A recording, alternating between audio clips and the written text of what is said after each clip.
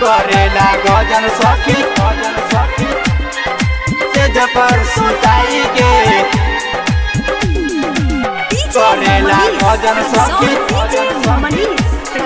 सेज पर सुताई के सेज पर सुताई के कितना ले कहीं अपना भतरा के कारण रात दिन ना सोता रे हमरो बिछावाना सुतेला साजे हो दिया भूताई के करेला गजन सखी सेज पर सुताई के करेला गजन सखी सेज पर सुताई के करेला गजन सखी सेज पर सुताई के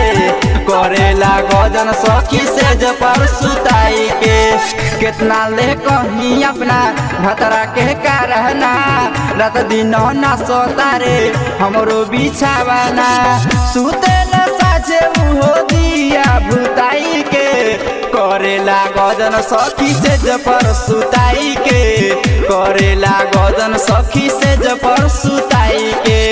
करेला गजन सखी सेज पर सुताई के करेला गजन सखी सेज पर सुताई के मिक्स बाय डीजे मनीष राज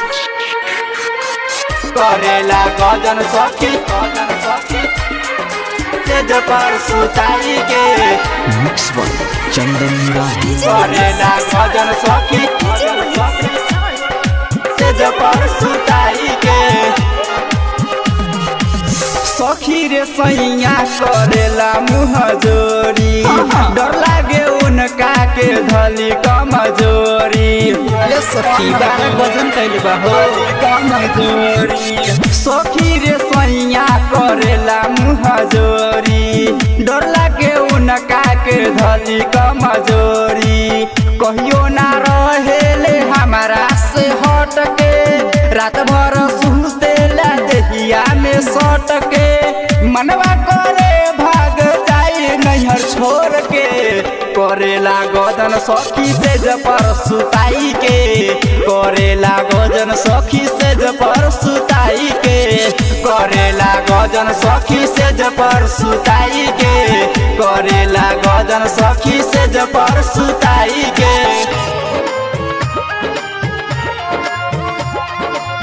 करेला गजन सखी सेज पर सुताई के मिक्स बाय चंदन राही करेला गजन सखी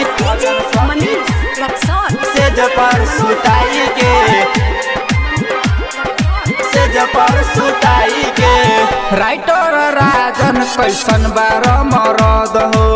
तनको न बुझेला देह के दर्द हो तनको न बुझेला देह के दर्द हो राइटर राजन कैसन बार मरद हो तनको न बुझेला देह के दर्द हो राजा जितेंद्र बिगन बारे कसोइया राजू न बुझे परेला कलैया बीके बजरंगी किशन छोड़ले रोआई के करेला गजन सखी सेज पर सुताई के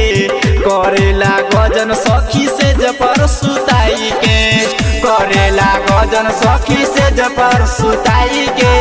करेला गजन सखी सेज पर सुताई के मिक्स बाय सानम रिकॉर्डिंग स्टूडियो गौर।